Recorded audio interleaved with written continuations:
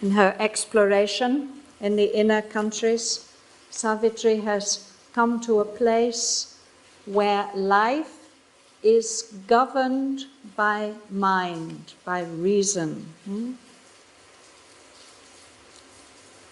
A temperate, vigilant spirit governed life. Its acts were tools of the considering thought, too cold to take fire and set the world ablaze,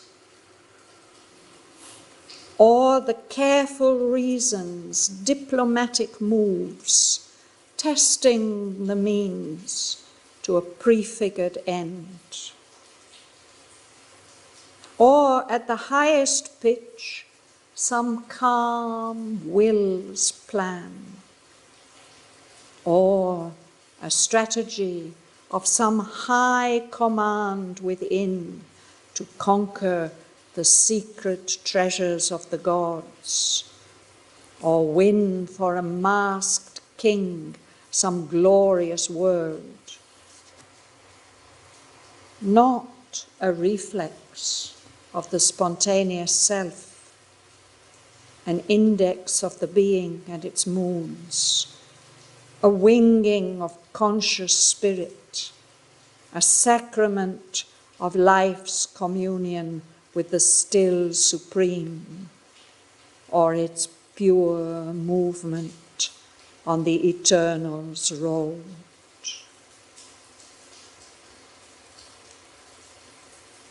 Or else, for the body of some high idea, a house was built with two close-fitting bricks. Action and thought cemented made a wall of small ideals lifting the soul. Even meditation mused on a narrow seat, and worship turned to an exclusive God, to the universal in a chapel prayed, whose doors were shut against the universe, or kneeled to the bodiless, impersonal, a mind shut to the cry and fire of love.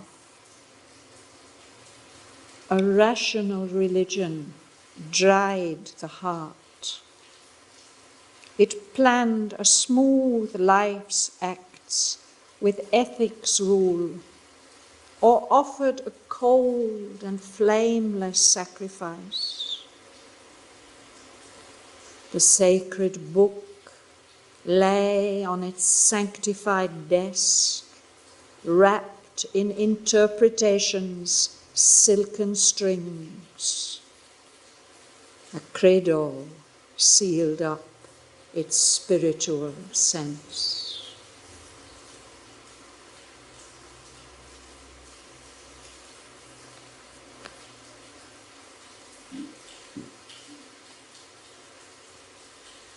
In the first part of this canto, what Savitri experiences is different aspects of the life self.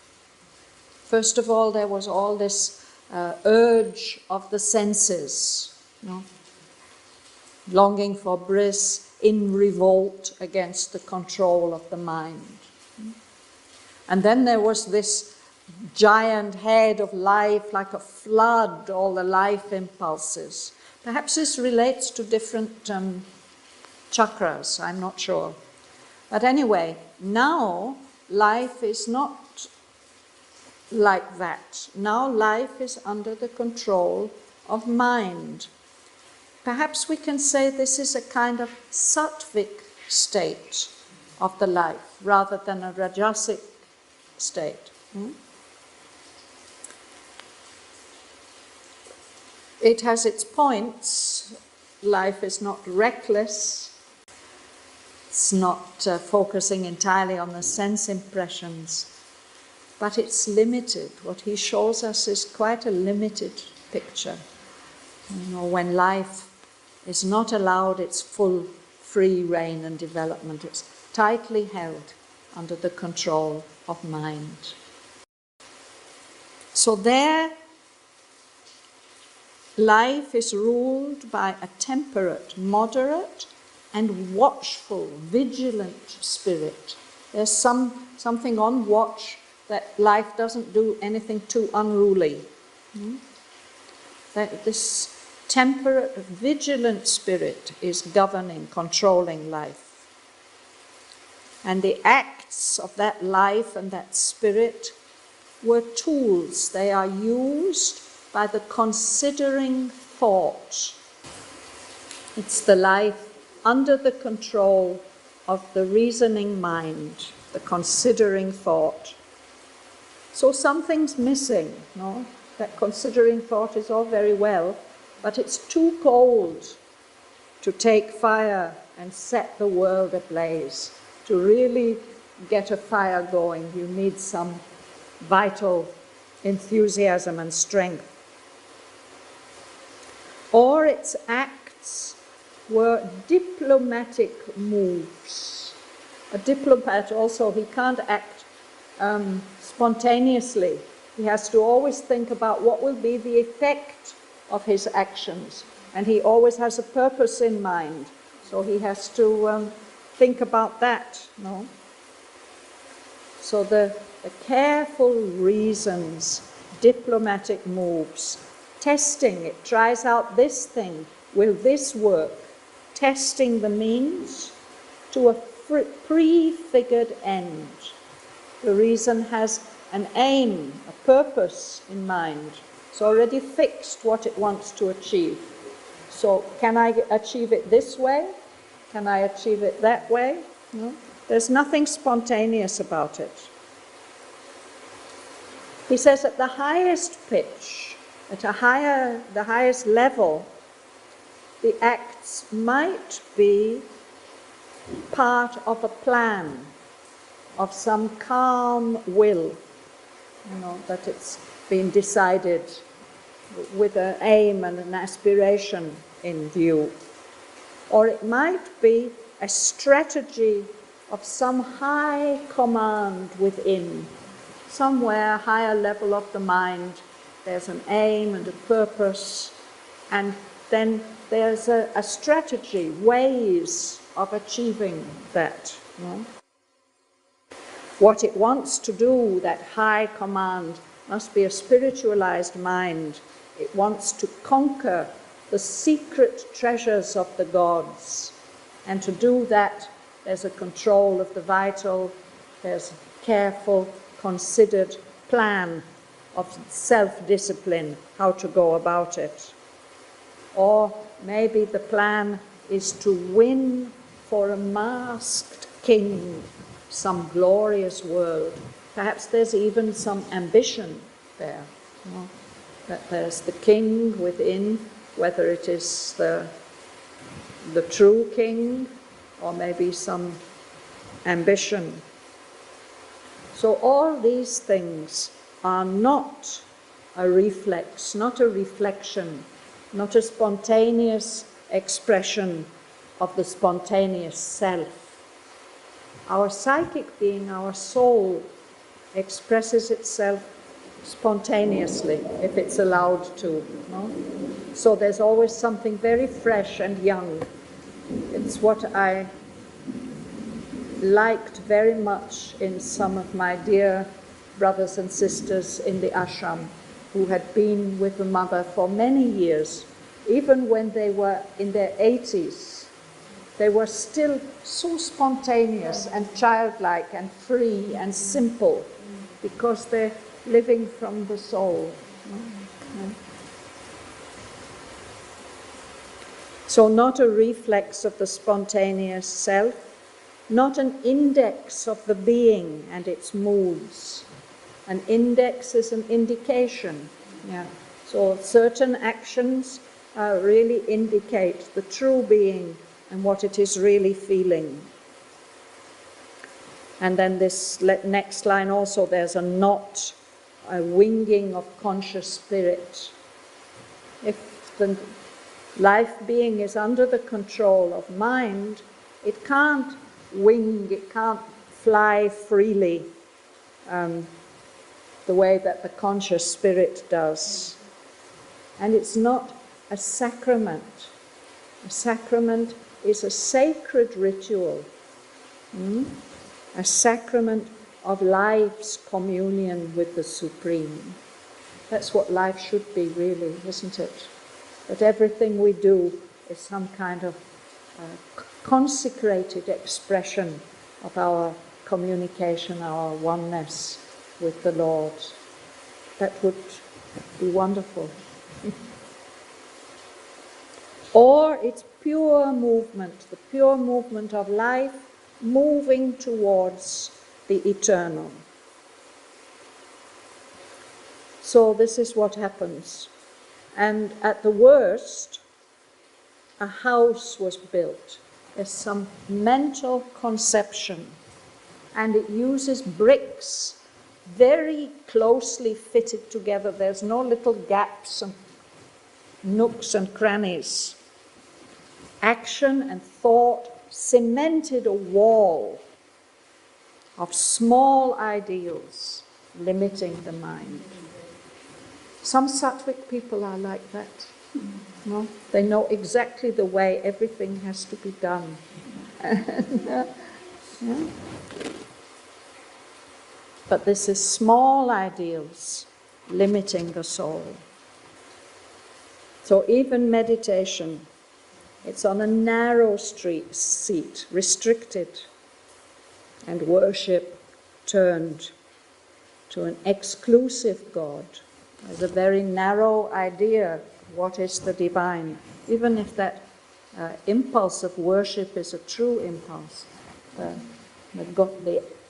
The deity is very narrow. Some people, they pray to the universal being, universal deity. But if they choose to do it in such a tiny little chapel, a chapel is not a cathedral, it's a small church, no? And they keep the doors closed. The doors were shut against the universe. They play to the universal, but they keep the doors and windows closed. Or what may happen is that a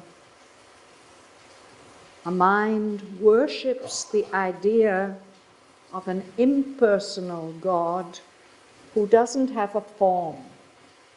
It's supposed to be a very pure kind of religion, where you don't imagine a form or a name. You just worship the impersonal. But he says this might be happening in a mind which is completely shut to the cry and fire of love, the intensity and richness of emotion. In this case, a rational religion dried up the heart. It's too rational. And Aurobindo says these rational religions, they can't last because there's no life in them. So this rational religion planned a smooth life's acts, everything in order, no ups and downs, ruled by ethics, which are human mental ideas of what is right and correct. Very, very useful to us at a certain time in our development, but it can be a bit dry and mental. No? Or there's some kind of sacrifice being offered, but it's got no fire, it's cold and flameless.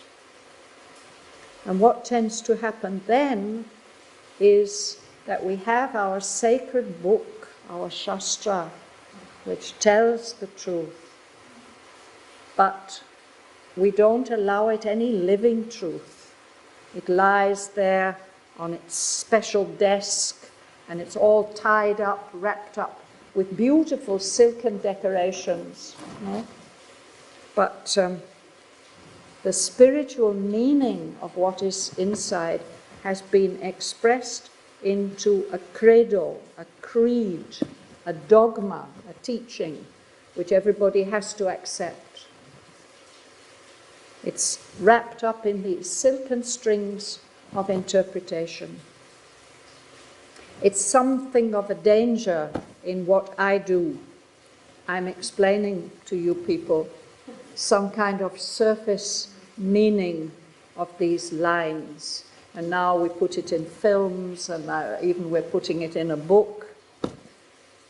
There's a danger that people will be saying, but Shraddhavan said, instead of finding out for themselves really what is the spiritual sense of the word.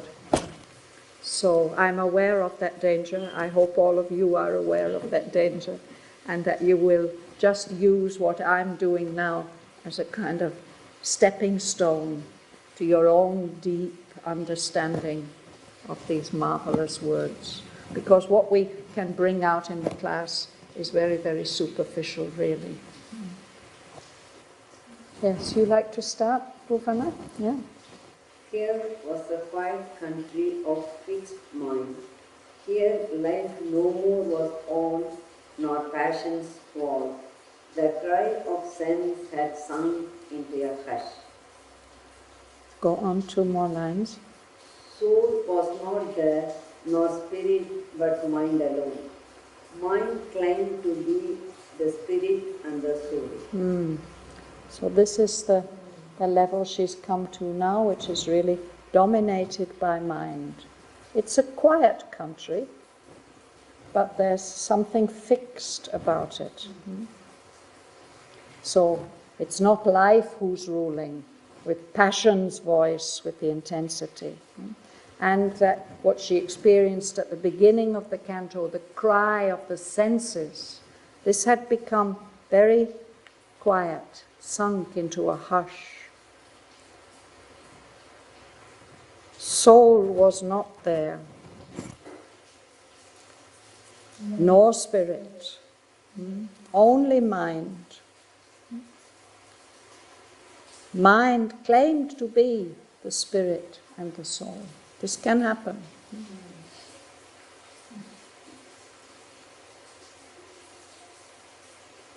Elena?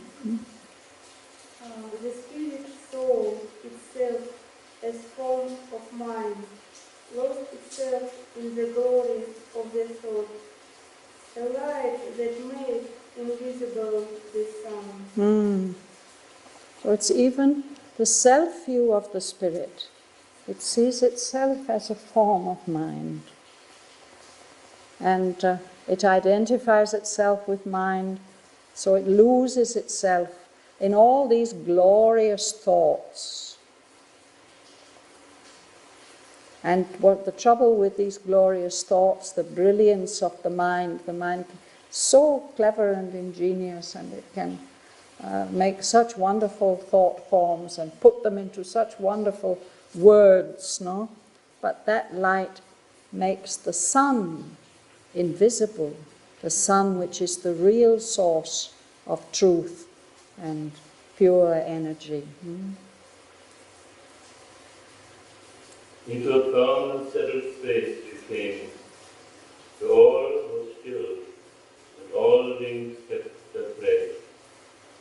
Each found what it had sought, and knew its aim, all at a final last stability. So there's something very fixed about this mind. The mind has all the answers. Got everything organized very nicely, a firm and settled space. Everything's quiet, everything keeps its place.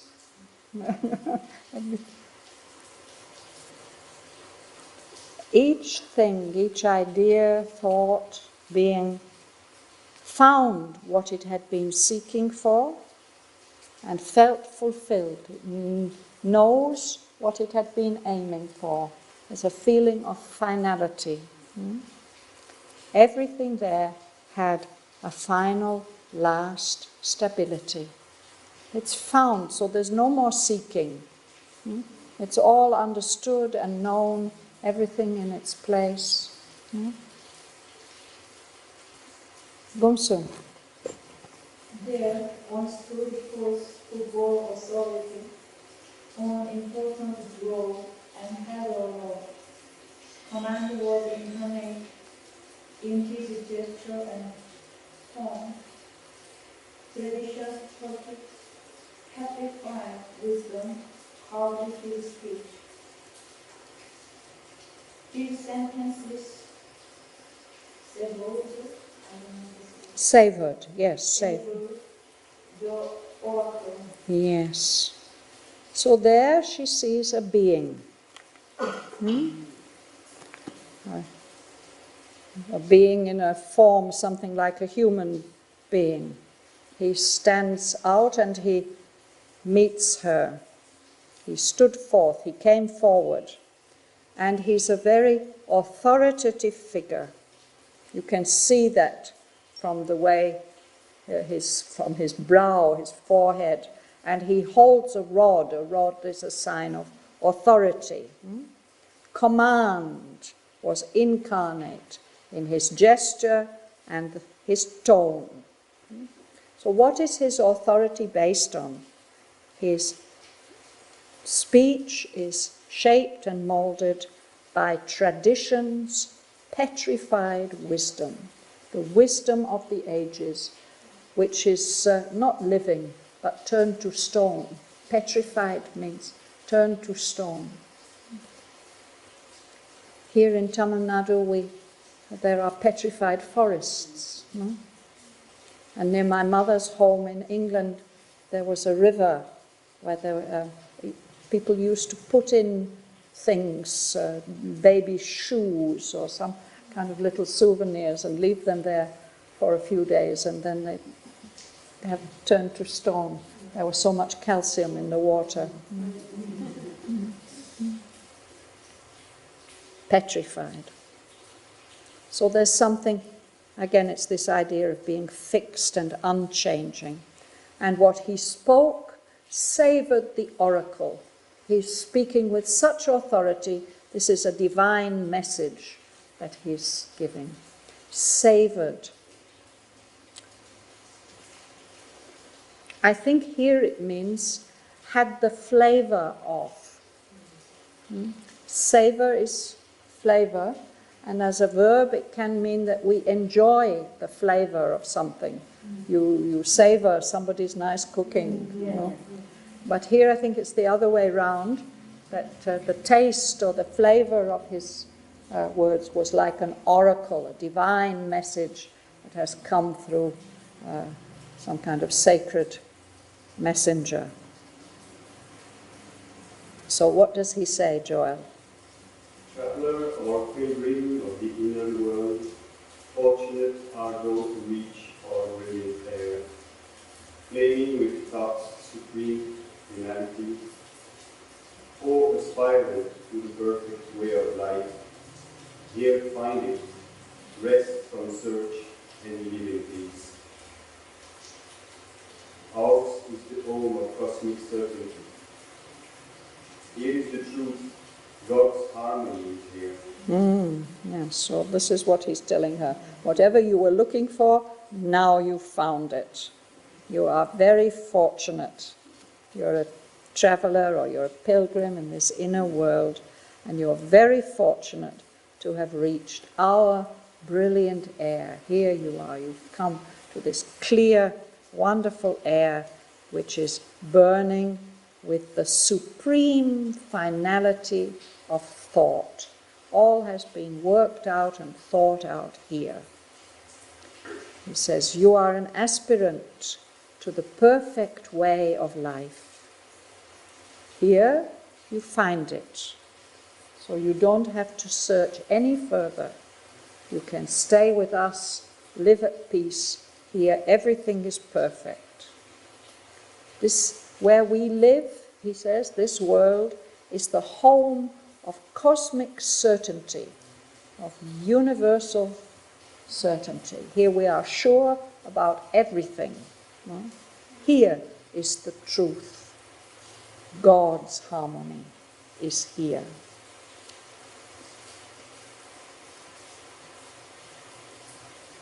I'm remembering a poem by the Polish Nobel laureate for literature, Wanda Szymborska. She wrote a poem about an island, the island of truth. It was like this, truth, where everything is fixed. But she said it's interesting, the only footsteps you see are all leading away from this place. Nobody wants to stay there because it's too fixed. I don't know. So, but he says, this is it, stay here. Here you found everything. Suresh. It is the name in the book of the race, articulated by the sanction of the few. Adopt the expression of knowledge they post in mind. The ticket of order draw in lights blue, and praise the fact that made it one of our. All that are here Docketed. and that the mind can know. All schemed by law that permits to life. This is the end, and there is no beyond. This is it. And it's a bit like a government office, isn't it? To register your name in the book of the elite, the chosen ones. You've been accepted. The few, the selected ones have said yes to you, like going to the entry service. So you can, now you're allowed in, you can take up your position here, your station of knowledge, your post, your special government post in mind. And you can get your ticket. I suppose it entitles you to certain privileges and food and all the rest. In the office of life, there's an office where you can get that. And praise thy fate. You have to express that you are pleased and happy. The fate that made you one of ours, that you could come here and become one of us. But here it really is like a government office. Everything's tied up in files with labels, docketed. Everything that the mind can know. It's tied up with red tape, there's a label, this is this. And everything that God allows life to do, that's also set out. There's a scheme for that. This is the end, and there is no beyond. This is as far as anybody can go.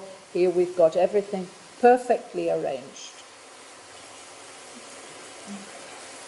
Here is the safety of the ultimate God. Here is the clarity of the sword of life. Here is the victory of single truth. Here burns the diamonds of flawless bliss. A favourite of heaven and nature lies. Live. Yeah. Yes. He's inviting her to live here.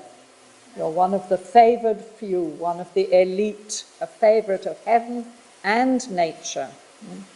Here it's safe. The safety of the ultimate wall. Here's the clarity. Everything is clear. There's no mystery or confusion. The clarity of the sword of light. Here is the victory of a single truth. That's the trouble with it. Here burns the diamond, the hard, bright, shining gemstone of flawless bliss, bliss without any shadow, stain. Come and live with us as a favorite of heaven and nature. So what does Savitri say? The sword of light.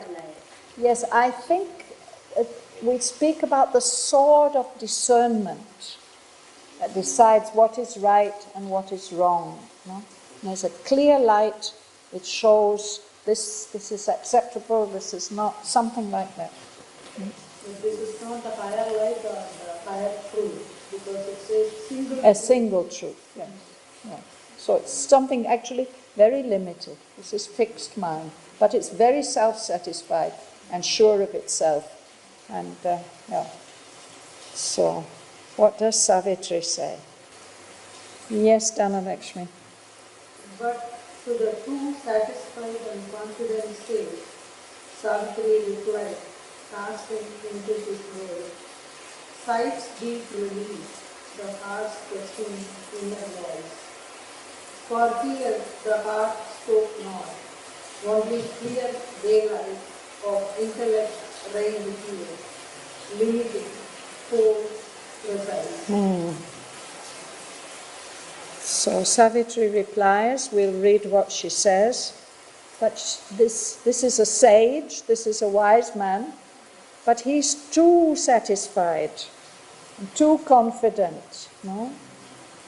And in her answer, Savitri throws something into his world. We'll see what it is. She throws in the deep release of sight, of directly seeing something, not just of experience, not just learning with the intellect, no? And she throws the heart's questioning inner voice. Is this it? Is this really it, what I'm looking for? No. In that world, the heart doesn't have anything to say. It's only the intellect. Clear daylight, no? But that's very limiting. It's precise. It's cold. It can't satisfy the heart, which always wants warmth and movement and freedom. So this is what she says to him. Happy are they who in this chaos of things, this coming and going of the feet of time, can find the single truth, the eternal law. Untouched they live by hope and doubt and fear. Happy are men anchored on fixed belief in this uncertain and ambiguous world, or who have planted in the heart's rich soil one small grain of spiritual certitude. Happiest who stand on faith as on a rock. But I must pass, leaving the ended search, truth's rounded outcome, firm, immutable, and this harmonic building of world fact, this ordered knowledge of apparent things. Here I can stay not, for I seek my soul.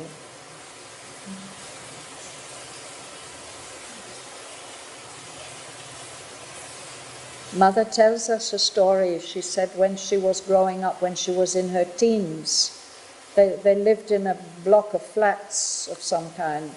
And she said just nearby there was a family of Catholic believers. and she was friendly, I think, with the daughters of that family. And she said, I thought how fortunate they are. They have this fixed belief. They know, they understand everything. There's no fear and hope and doubt or anything like that. They just know how things are. So, but that's too limiting. You have to leave that state if you want to find your soul, because there's more mystery to the world than these mental formulations. But she always tells the truth. She says, happy are those people in this chaos, this confusion of things, and the way that things come and go in the feet of time. Things come and then they go again, and then they come again and go again. If you can find something that seems to you like the single truth and the eternal law that gives you a lot of certitude in your life, you can live untouched, unaffected by hope and doubt and fear. People who are anchored like a ship, it puts down its anchor, then it can't drift too far. Who are anchored on fixed belief. That's a wonderful anchor in this uncertain and ambiguous world. And she says, happy those who have planted in the rich, fertile soil of the heart just one small grain of spiritual certitude. What a blessing that is. And most happy are those who have a firm faith, and they can stand on that firm faith like a rock. But she says, now I have to move on. You people have certitude, you've got everything fixed and organized, but I can't stay here because I have to go on. Here you have an ended search, but I haven't ended my search yet, she says. You've discovered truths, rounded outcome. I suppose a sphere is the perfect form, no? Fixed, immutable, it's not going to change. And then you've built up this world of yours, this harmonic building of world fact, everything balanced and in its place. And all this ordered knowledge of apparent things, each thing in its place.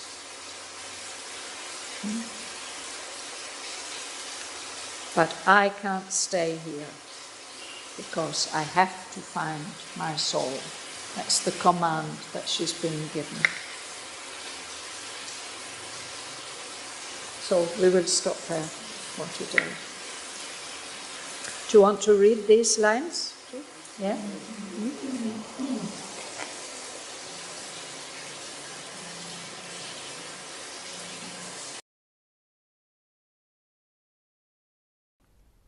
A temperate, vigilant spirit governed life. Its acts were tools of the considering thought, too cold to take fire and set the world ablaze. Or the careful reason's diplomatic moves, testing the means to a prefigured end. Or at the highest pitch, some calm will's plan, or a strategy of some high command within to conquer the secret treasures of the gods, or win for a masked king some glorious world.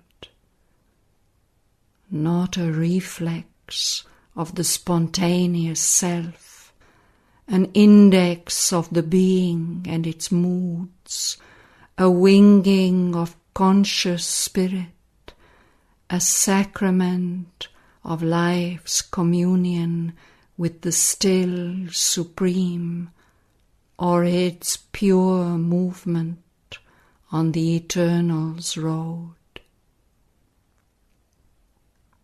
Or else for the body of some high idea, a house was built with 2 close-fitting bricks. Action and thought cemented made a wall of small ideals, limiting the soul. Even meditation mused on a narrow seat, and worship turned to an exclusive God, to the universal in a chapel prayed whose doors were shut against the universe, or kneeled to the bodiless, impersonal, a mind shut to the cry and fire of love. A rational religion dried the heart. It planned a smooth life's acts with ethics rule, or offered a cold and flameless sacrifice. The sacred book lay on its sanctified desk, wrapped in interpretation's silken strings. A credo sealed up its spiritual sense.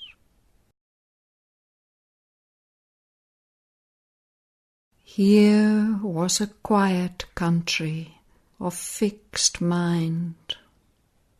Here life no more was all, nor passion's voice. The cry of sense had sunk into a hush. Soul was not there, nor spirit, but mind alone. Mind claimed to be the spirit and the soul. The spirit saw itself as form of mind, lost itself in the glory of the thought, a light that made invisible the sun. Into a firm and settled space she came, where all was still and all things kept their place. Each found what it had sought and knew its aim. All had a final, last stability. There one stood forth who bore authority on an important brow, and held a rod. Command was incarnate in his gesture and tone. Tradition's petrified wisdom carved his speech. His sentences savoured the oracle. Traveller or pilgrim of the inner world, fortunate art thou to reach our brilliant air, flaming with thought's supreme finality. O aspirant to the perfect way of life, here find it. Rest from search and live at peace. Ours is the home of cosmic certainty. Here is the truth. God's harmony is here. Register thy name in the book of the elite, admitted by the sanction of the few. Adopt thy station of knowledge, thy post in mind. Thy ticket of order draw in life's bureau, and praise thy fate that made thee one of ours.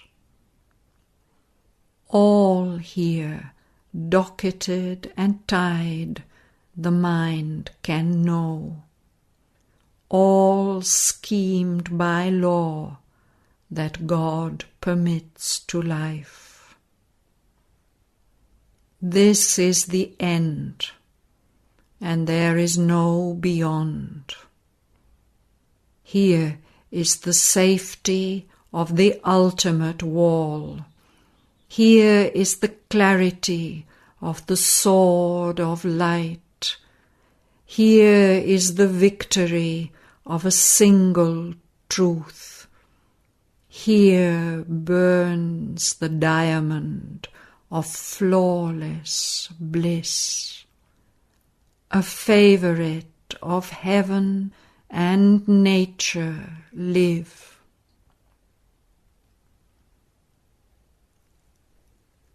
But to the too satisfied and confident sage, Savitri replied, casting into his world sight's deep release, the heart's questioning inner voice. For here the heart spoke not, only clear daylight of intellect reigned here, limiting, cold, precise. Happy are they who in this chaos of things, this coming and going of the feet of time, can find the single truth, the eternal law. Untouched they live by hope and doubt and fear. Happy are men anchored on fixed belief in this uncertain and ambiguous world, or who have planted in the heart's rich soil one small grain of spiritual certitude.